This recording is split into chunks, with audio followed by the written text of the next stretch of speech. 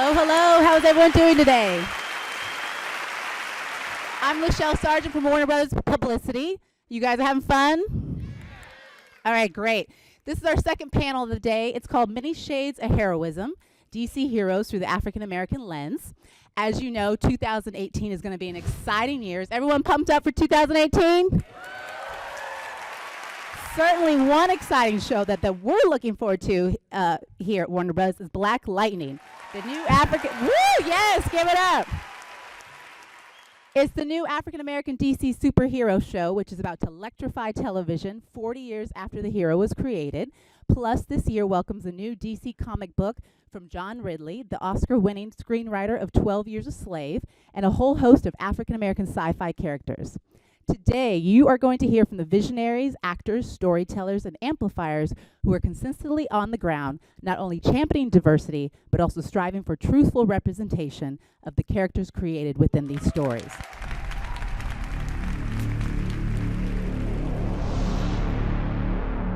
Do you believe in the resurrection? The concept itself is beautiful, but it's a complete fantasy. Bad for my business. They were talking about Black Lightning. What were they saying? That he's back. Is he? We knew this day would come. I saved more lives as the principal of Garfield High than I ever did as Black Lightning. It's true. It's a lie. This city needs you. You told me Black Lightning was dead. When we first discovered my powers, you said it was a blessing from God. And I intend to use it. Since Black Lightning ain't dead, you owe me a death.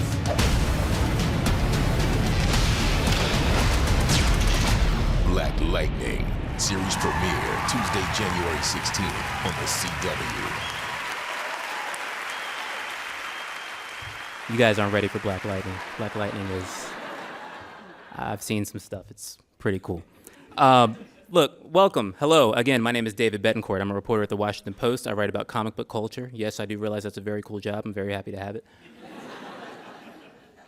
Again, from the Washington Post Comic Riffs blog, and we are very happy here to moderate this, the Many Shades of Heroism, DC Heroes Through the African American Lens. We've got some incredible talent here tonight from various corners of the DC entertainment live-action universe, as well as the comic book world. And we're going to be talking about the impact of the roles of everyone here on stage and what it means to fans and having a great impact on diversity and being able to be a more inclusive comic book world. Our first guest, you know, as one of the most important figures in the DC Comics universe. She puts the pep in the step of the fastest man alive.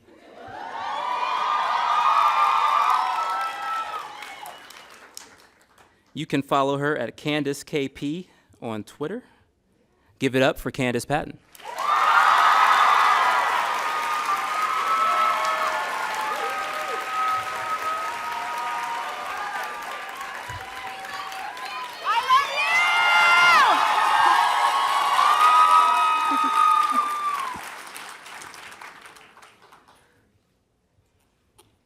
Our next guest is known for very impactful works, everything from 12 Years a Slave to The American Way over at Vertigo Comics, where he takes a look at the sociological aspects of being a person of color in the world. Give it up for John Ridley.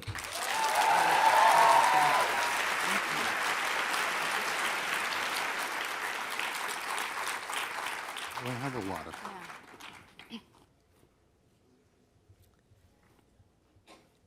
Our next guest is an executive producer, part of the husband-wife team, executive producer team of the upcoming Black Lightning, debuting next week on the CW. A round of applause for Mara Brock Akil.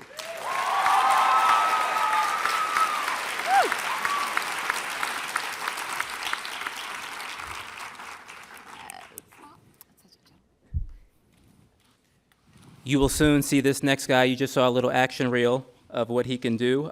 He is taking on the role of one of the most iconic black superheroes in mainstream superhero media. Give it up for Cress Williams.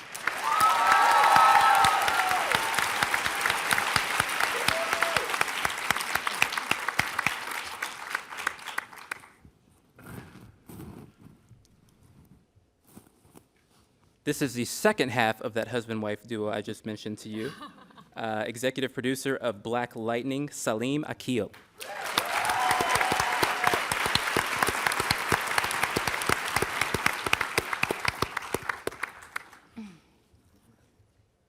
There is no Batman without Lucius Fox. Our next guest plays a young Lucius Fox on Fox's Gotham. Give it up for Chris Chalk.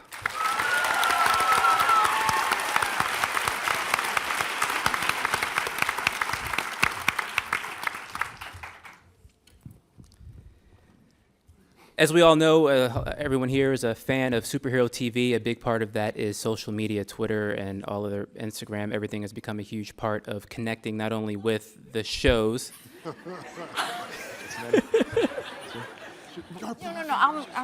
No, let's switch. No.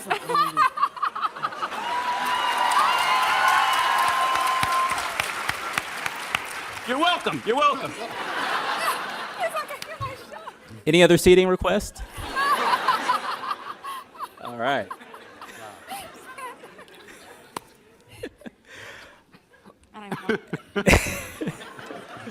Listen, we all know social media is a big part of the television experience now. It's kind of changed the way we view, and this next person is a big part of building a voice for communities of color who have become a huge part of the fandom of superhero culture. Please give it up for Black Girl Nerds, Jamie Broadnax. Woo!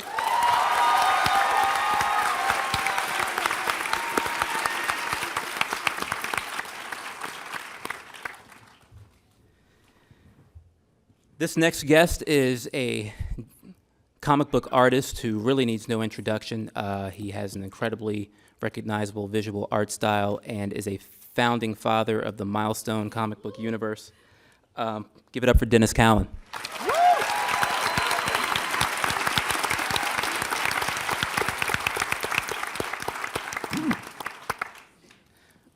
Why are we up front? Our next guest will also have the great honor and responsibility of bringing the new Milestone 2.0 universe to life. A round of applause for Alice Randall.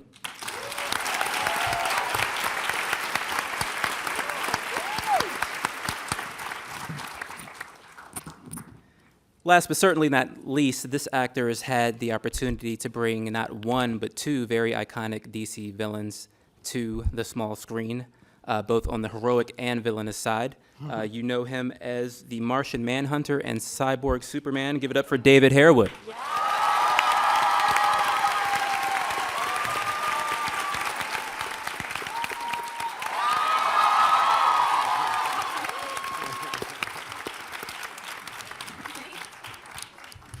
Thank you, everyone, for coming. You can tell by the audience reaction, we are all very happy to be here. I can speak as a native Washingtonian and saying that stuff like this doesn't come to D.C. often.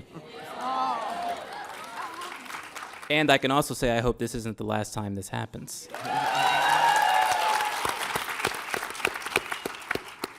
So we're going to have some questions for our guests here on the stage, and then towards the end, we'll try and bring you guys up to ask questions yourselves. So let's get started. Now, obviously, here today on stage, we have a multitude of talent from various aspects of DC entertainment. Obviously, the comic books are the source material, the life force of everything that we see on stage. And I think we're very fortunate to be in there. As someone who grew up loving comic books, obviously you have to have the kind of job that I have. But to see what comic book entertainment has become, not only from the pages, but to the small screen, to movies, it's a beautiful thing. And to know that efforts are going above and beyond to make sure that there is representation of everyone is important as well. So obviously a lot of the, and excuse the pun, electricity in the air right now is that we know that the CW is about to debut a very cool show called Black Lightning. We're very fortunate to have Black Lightning Cress Williams here.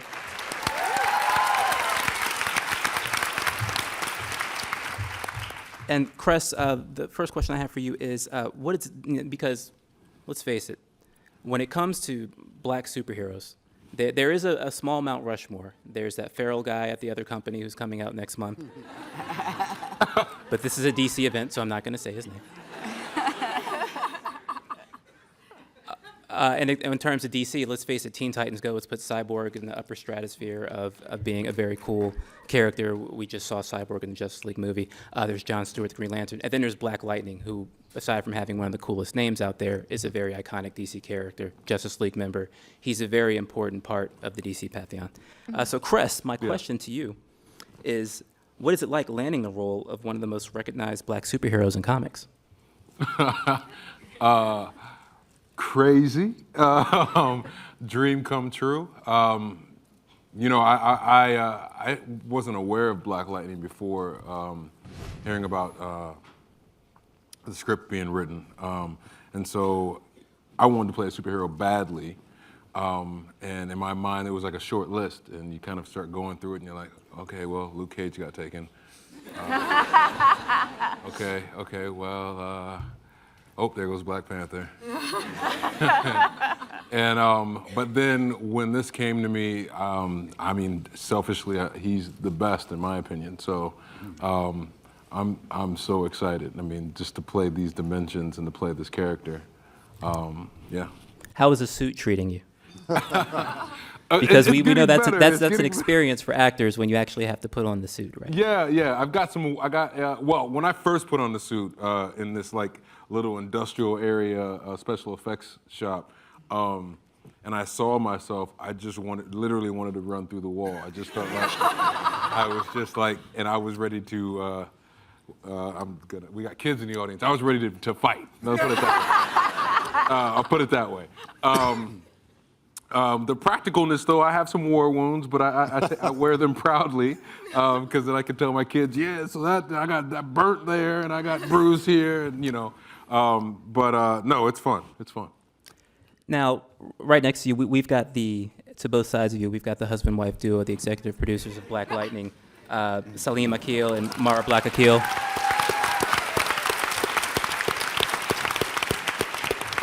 And what I want to ask you guys as the executive producers of Black Lightning is, Black Lightning, you know, he's street level, vigilante-ish, but he's got superpowers.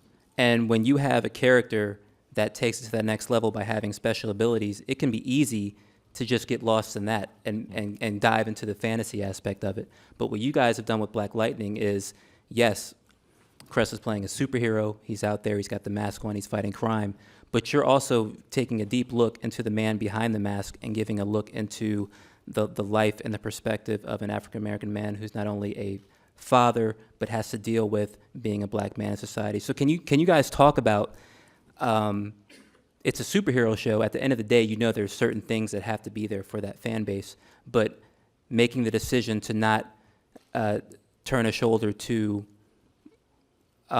really the real world. I think for me, with building any character, you have to start from who are they, and I feel like it didn't matter it's not about the suit, it's who's in the suit, and so to build those layers. And one of the things in this particular project in our company, it's very important to us to be led by vision, and we always choose one vision, many voices, and this is clearly Salim's vision. And I'm a strong voice in it. I have a lot to say. I know how to get my way.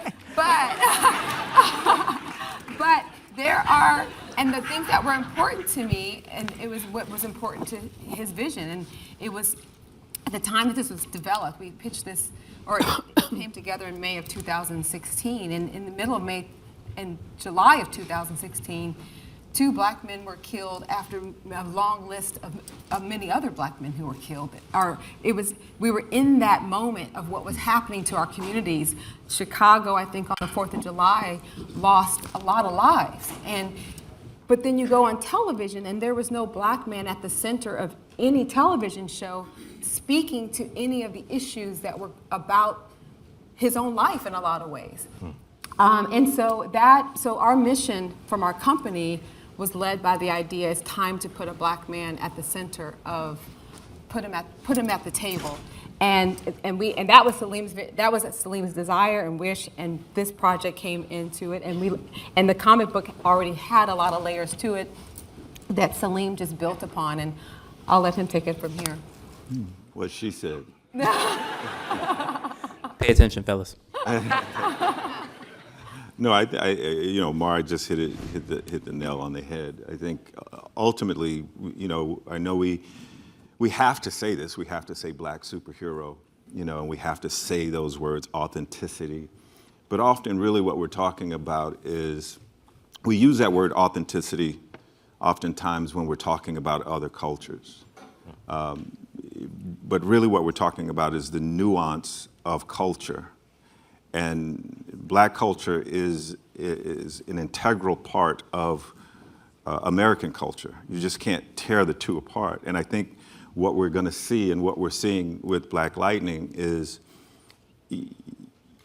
yes, you're going to get the cultural specifics and nuances of what it's like to be an African-American man in the United States. But you're also going to see a man who loves his children and loves his community and wants what's best for that community. So you could take the African off or you could take the black off, and what you're looking at is a man who just wants the best for his family. I think everybody, I hope everybody can identify with wanting the best for their family and for their community. And ultimately, that's where the story comes from, is just this dude who just really wants to do good by the people around him. And that's where I sort of started thinking about the script. Like, who's this guy? And that's who he is.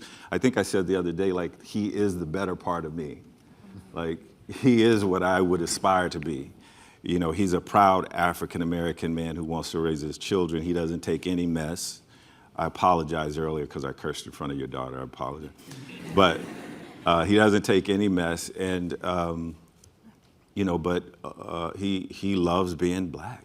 He just loves being who he is. And he's already a hero by virtue of being a principal. I think that's another thing that I love about the comic and launching it, is that hopefully it will resonate with all of us to ask us to know we are all heroes. I think that's why we love the genre so much, is that we can grab a hold of our favorite superhero, and maybe we can be like them or have the bravery to do that. And I love that we also can do it in our daily lives. So Jefferson Pierce is a hero as well as Black Lightning is a hero. Now we're going to go ahead and take a quick jump into the Speed Force with a question for Candice Patton. But before I ask, are you guys okay with where Candice is before I ask this question? Okay. All right. So I don't want to upset anyone here. Great. Okay. Now, Candice, as we all know, has been doing a great job playing Iris West on The Flash for the last few years.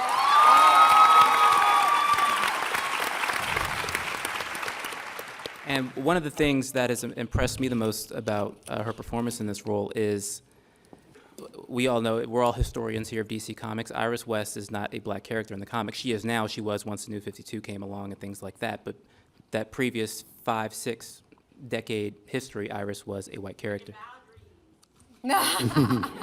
She is breaking boundaries. That's pretty much what I'm going to thank you. Breaking boundaries. So my question to you, Candice, is one of the biggest things I noticed in the success of Candice's performance as Iris West is, for the Flash movie, they cast Kiersey Clemons as Iris West. And don't think for a second that would have happened if it weren't for the fact that they saw that it worked with Candice playing Iris.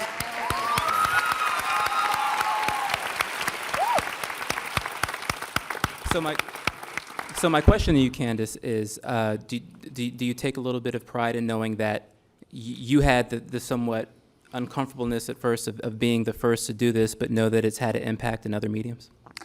Wow. Well, thank you for that. I do. I feel extremely honored, first of all, to have been put in this position. I don't think in my wildest dreams I imagined this for my life, and the fact that I've been a part of a role that's changed the way comics look and the way they view black women in comics.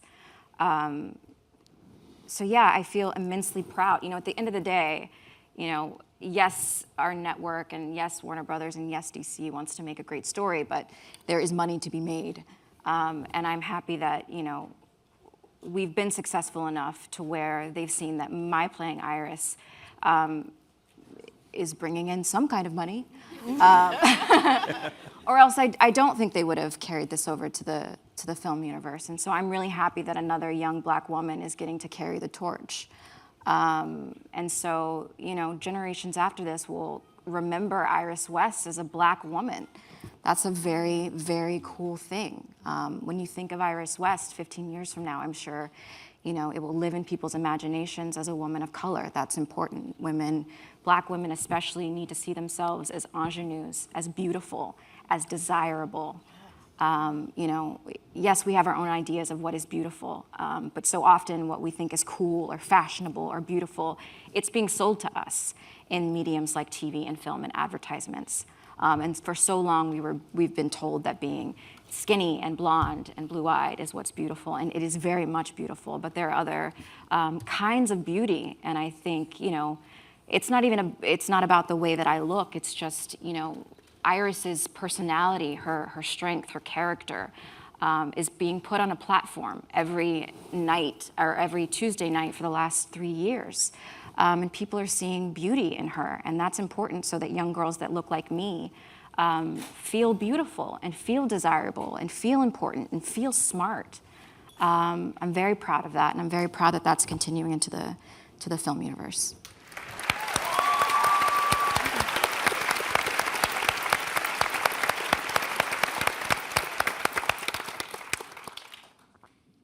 Mr. John Ridley,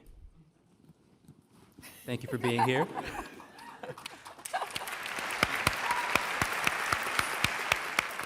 I've had the pleasure of interviewing John a few times on some of his comic book projects for DC and Vertigo, so it's nice to ask you a question in person and not over the phone. Thank you. There was just a very recent announcement about a very new project that you're working on that I think a lot of people in here would be very excited about. Could you tell us a little bit about that? So hot. Well, first, thank you for having us here.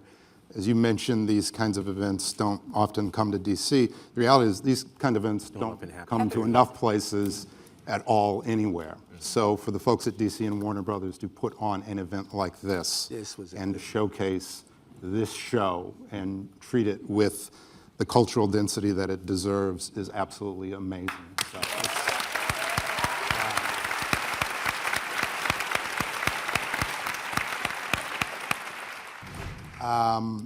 in answer to your question, no.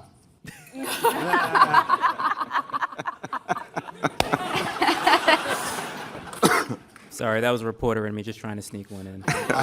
John's a grizzled veteran. Let's talk about the American way, John, because in the American way, which we can talk about, yes, you dealt with a story that had a Black hero in a world that wasn't ready for a Black hero, that the time sociologically just wasn't right. Can you talk about pinning that tale and why it sometimes is important to, when telling the story of heroes of color, maybe taking them back to periods where they might not be able to shine as bright as they could?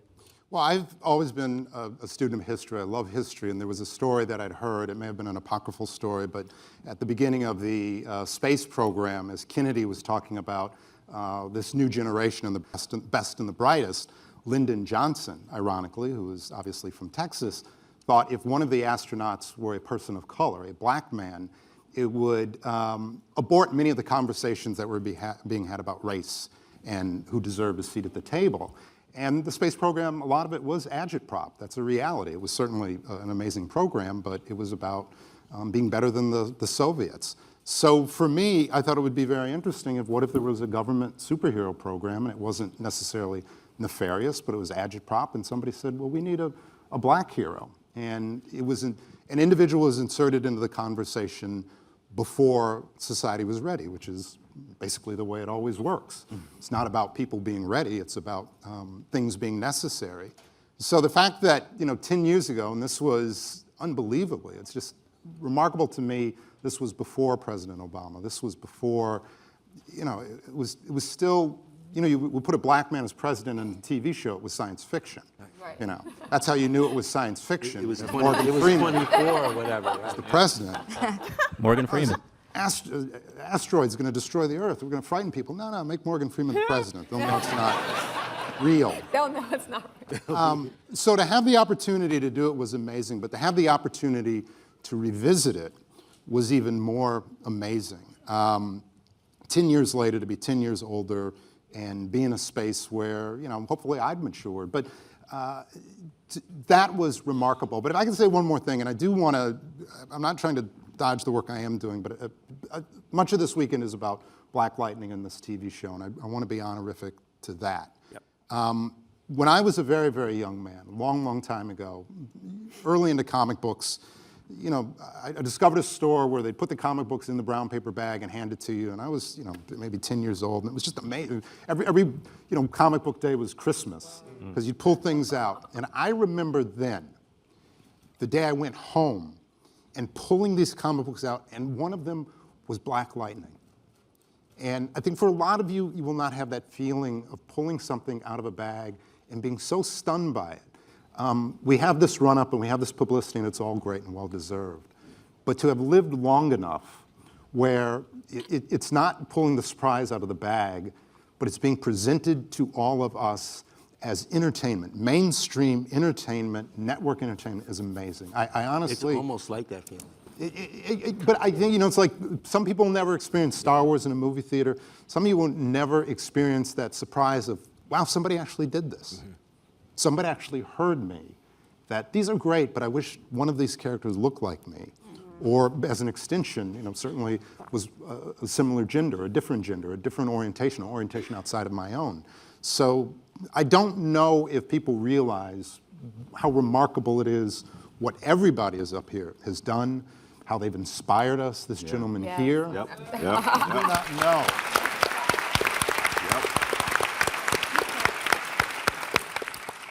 You know, when we create, I'm going to say this and shut up, but when we create, you know, there is an implicit invitation to the rest of the world to join in. And I think a lot of us, we don't realize that we need to, if you invite somebody, you need to have the house ready and welcoming. So that's a reminder of what you all have done. Again, from all these folks who've advocated, who've presented, who've starred, who've shared their work. You have no idea how hard it is to do this sometimes. Thank you. Wow. No, thank you. Wow. Thank you. Wow. That was so much. Let's take a dive into the Milestone universe, shall we? Yes.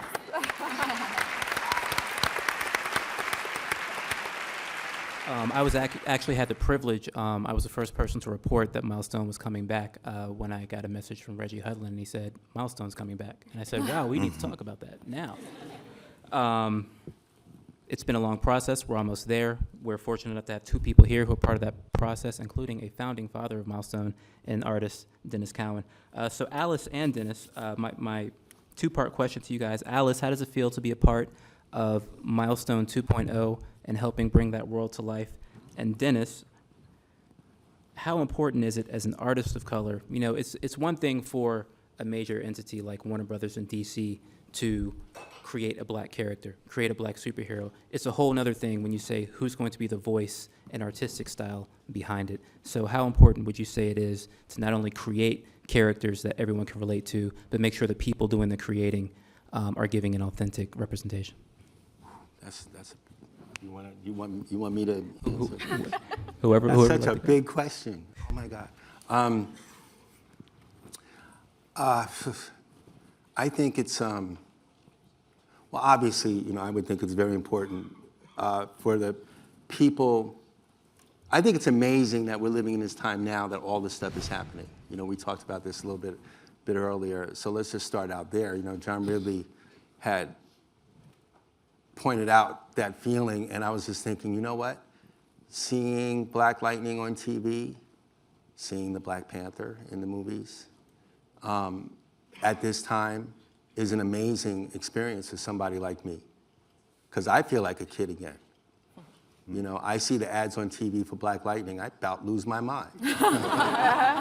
Because I've never seen anything like this before, not live action black superheroes where they weren't making fun of you, where they were not making fun of you, right? Where it wasn't, not to put things like Meteor Man or something like that. This is like, wow, this is like a real superhero stuff. So I'm amazed. The fact that there are black people behind it, it's even more amazing. That's like, that's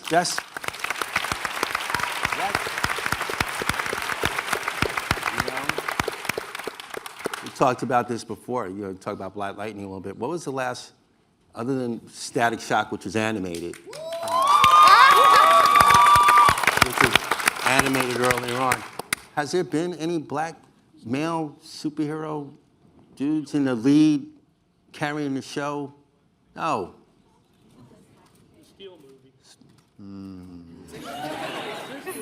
I like Shaquille. That's my man, but Don't bring steel into this. no, it's an amazing time.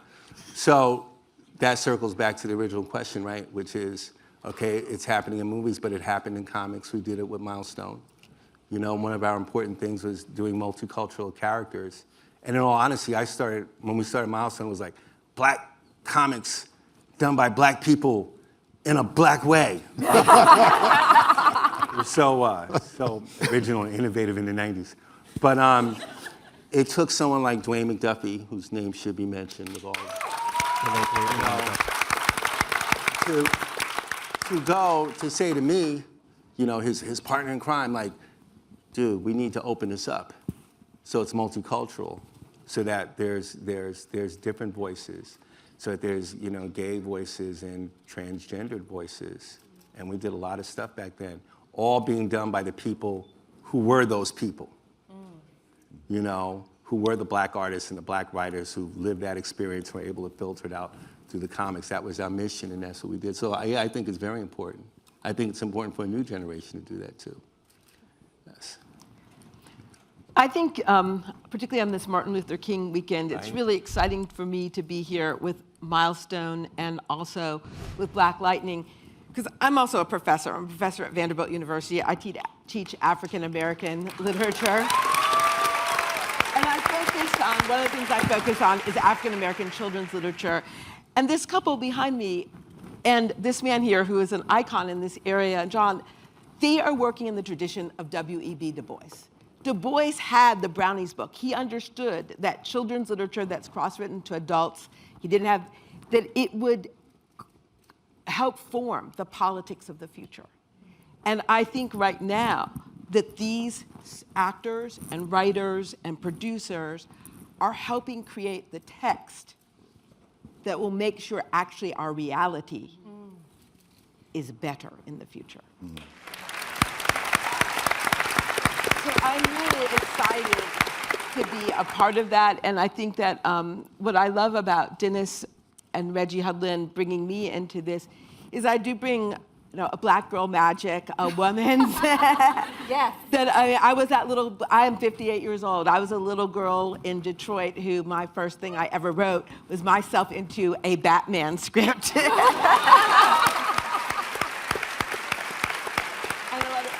And so when anyone out there is aspiring to write, you can make your dreams true too. But the point is, you see what isn't there and you start creating it. And what I love about the Milestone brand is there's a thing that we say in the Academy, in AADS, how African all Americans are, and how human all great stories have to be. So we are doing in Milestone Universe, I get to be part of a world that has Black Lives Matter and Black Aesthetics Matter in it. That is the Black Lightning world, but it is used not to be racist, but to be universal. We're making our tent very big. Yep. And with the help of this DC Comics, I think it's so exciting that DC is doing DC in DC. It's hot. And and I think Martin Luther King would be very thrilled. I saw a T-shirt. I saw a T-shirt the other day, and it said, "What's my superpower? Teacher. What's yours?" I was like, whoa. And then I immediately thought, I draw. Something like that. Like, we got to get you a shirt like that. Like, I want that. Professor. All right, well, first, I'd like to say I'm glad to know I'm not the only person that's written themselves into a Batman script. I thought that was just me. I didn't tell anybody about it, but now I'm comfortable letting you guys know that. We have a few more questions for Chris and David and Jamie, but we'd like you guys to start lining up because afterwards we're going to have you ask questions to our amazing panel. So I want to go ahead and jump to Jamie. And who here follows Black Girl Nerds?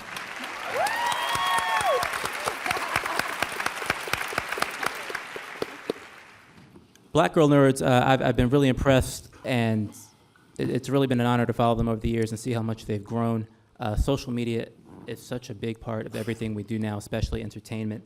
And Jamie has really gone out of her way to make sure that a pocket that has oftentimes been ignored, whether it be people of color, women's voices, she's making sure they have their say and an impactful say. So Jamie, could you just tell us the importance you see of social media and giving a voice to fans of color? You know, social media has been this extraordinary conduit that's helped us be able to connect with so many other marginalized communities. And Black Girl Nerds, it's a website, blackgirlnerds.com, but a large contingent of folks that have heard of us know us through the Twitter account. And that's because, first and foremost, we live tweet a lot of shows. Looking forward to Black Lightning on Tuesday. Hashtag Get Lit, by the way. Props to CW for that, for using that in their promos. So we're adopting that as the hashtag. But yeah, it's just been great to be able to build a rapport and to connect with so many other communities of color that, you know, they feel like the fandom when it comes to Black superheroes and just superheroes in general in comics don't really speak to them. And when you see other fans that look like you, then you feel like, okay, I want to participate in this fandom. So many women that have stumbled onto the Twitter feed are more inclined to be able to watch those shows, to participate in events like Comic-Con and dress up in cosplay. And then, you know, they also want to create their own content by way of podcasts and be able to create their own websites and start reading comics. Some of them haven't read a comic book before, but because they see Black Girl Nerds tweeting about, you know, these superheroes, they feel empowered to do that. So social media has been a really great way to just be able to connect, and I'm really excited for Black Lightning and the fact that using hashtags has been just a great way to promote content. I see what's happening with Black Panther right now, and that Black Panther So Lit hashtag that was trending years before it's, you know, going to be opening next month. That's a big deal. So, you know, when you see yourself finally being reflected in something, it makes a difference. And I'm certain that Get Lit will be trending on Tuesday. So I'm really excited about that. We're going to get to Chris and David, and then we're going to get to questions. Chris. Yes, sir. My question for you. Now, we all know Lucius Fox is one of the coolest out there. I agree with you. Why? Because let's face it, who's one of the coolest superheroes ever? Batman. But who does Batman go to for help besides Alfred? Lucius Fox. Your portrayal of Lucius on Gotham is something we've never seen before, because all of our experiences with Lucius in other medium, whether it be Christopher Nolan's movies or the comics, he's that savvy veteran who has the answer to everything. You get to give the perspective of Lucius kind of learning on the job. So what's it like knowing the icon you're ascending to, but portraying him at a time where he's not there yet? Well, there's a lot of freedom in it, which is the fun part of Gotham, I think. It's an unexplored time in Batman, Lucius Fox's life. So I get to create him in the way that I want. And then the best part about it, which I think is more important, is same thing everyone's saying. You see yourself. I've got these kids who come up to me like kids. I did a STEM project thing, and these little scientists are coming up, and they're like, oh my gosh, I know how Lucius made that, da-da-da-da. And I'm like, do tell, because I don't.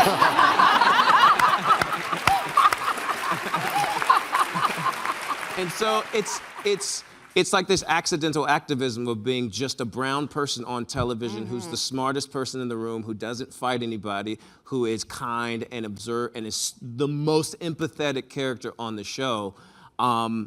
Is this awesome little thing that I didn't know was going to be the gem of this gig. Like, I was just doing the job because, like, I'm like 12 years a slave and underground. You can't sleep at night. It's depressing.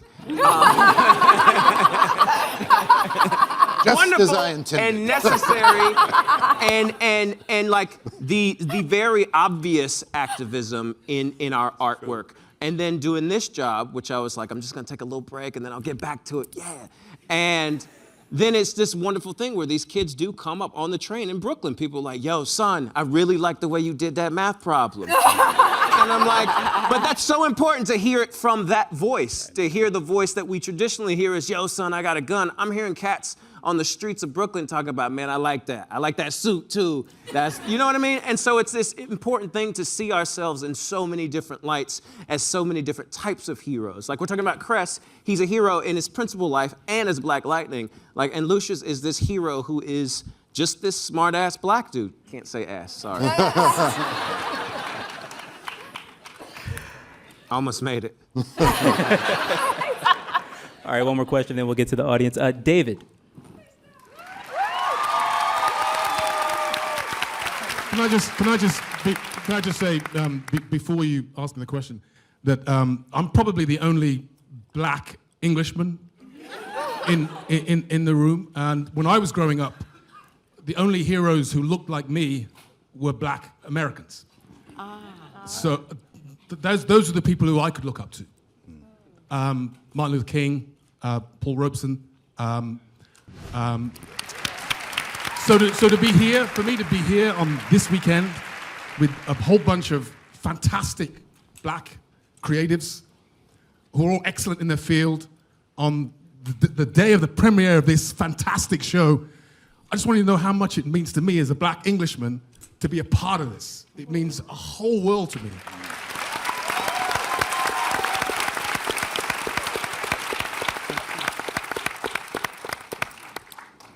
David, you get to play 2 iconic characters. 3. 3, I'm sorry.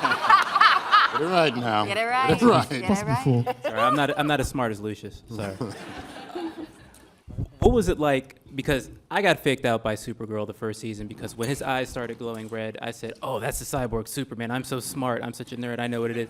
And of course, it was the Martian Manhunter. But then you did have the opportunity to portray cyborg Superman as well. What was it like for you, as a black actor, being able to bring not 1 but 2 classic DC comic characters to the fold on one show? The whole thing has been just a tremendous experience. You know, playing one of the most powerful superheroes in the Martian Manhunter has been an absolute delight because I think here is a guy from Mars who, I know that I think the character was changed to a black character in the 60s, but I believe that he was changed to a black character because the whole civil rights era was all about, black people becoming stronger, getting stronger. And I'm glad that they changed that because I think here is a character that chooses to be black. He's a shapeshifter. He could be anybody, but he chooses to be black. And I think particularly in this day and age, he chooses to be black because he understands injustice. He knows what injustice is about. And he, as one of the most powerful people on the planet, chooses to stand with those who are fighting injustice. Yes. So that's what's been wonderful for me, to kind of embody this person that could be anybody, but chooses this skin and is proud to be wearing the skin. And then I get to flip that and be a complete bad guy, you know. To not only play somebody that's essentially got a good heart, but then to play somebody that's been a real evil baddie has been great fun, and it's the whole experience has just been wonderful for me to be a part of the DC universe. All right, let's go to the audience with our first question. Hi, everybody. First of all, thank you so much for being here. I'm really excited for Black Lightning, and what I like about it is that it kind of goes head-on about, well, I haven't seen it, obviously, but it seems like you guys are going to discuss things like police brutality, Black Lives Matter, all that stuff. If you kind of contrast that with The Flash, as much as I love that the West family is there, I guess you could say race is kind of more subtle on The Flash. I think in some way, the only thing I can think of at the time it was acknowledged was when Wally sort of made a joke to Iris about Barry being the white shadow to the Wests. And so my question is sort of for Candice. Do you kind of like that approach that The Flash takes in a way? Because sometimes I think of so many, I think like in some ways, Iris as a black journalist can be discussed, or like Joe as a black detective working for like the police. I guess, what's your kind of opinion on that? Do you kind of wish things would be more discussed head on, or like, do you kind of, because I know there are some black fans who want that, but they want that only if there are black producers or black writers in the room doing that, which I think is very important also. So yeah, I guess, I hope my question makes sense. Yeah, no, I think it's a great question, and it's one that myself and Jesse L. Martin, who plays my father on the show, have discussed a lot. It's a tricky thing. I think you're right. I think to discuss that kind of content, for me as an actor, I would need to feel like I had Black writers and creators kind of carefully handling that topic. The show isn't about the West family. It's Barry Allen's story. Is there room to talk about, I've always wondered, what was it like for Barry Allen growing up in a Black family? Like, you know what I mean? Like, we joke about it all the time behind the scenes on the show. Like, you know, this boy can probably dance. Like, right? You know what I mean? He probably loves, you know, he probably loves my fried chicken. Like, you know, those are the things that I wish we could, the lighter sides of a Black woman and a white man dating. As far as the deeper issues about Black Lives Matter and police brutality and what it's like to be Black in this world, I think it's hard on a show like The Flash, where we're really telling Barry Allen's story. Which is why I'm so excited as a Black woman, as a fan of comics, that Black Lightning is coming to the CW, and that it is that Salim and Mara are at the helm to deal with those storylines. I think Black Lightning is in the best hands, and that is important. So yeah. Thank you so much. And we've got a question on the right side. I would just like to thank you for coming out, and I would also like to thank all of you for representing young African-American kids. As in the media, we're seeing all these Black-on-Black crimes, and having young brothers, they have to look at it. And I'm thankful that we have Cress to actually see a Black man represented, and to see him as such a big power in the media, and to see it all around the world. So I'd like to thank you guys. I love your sweater.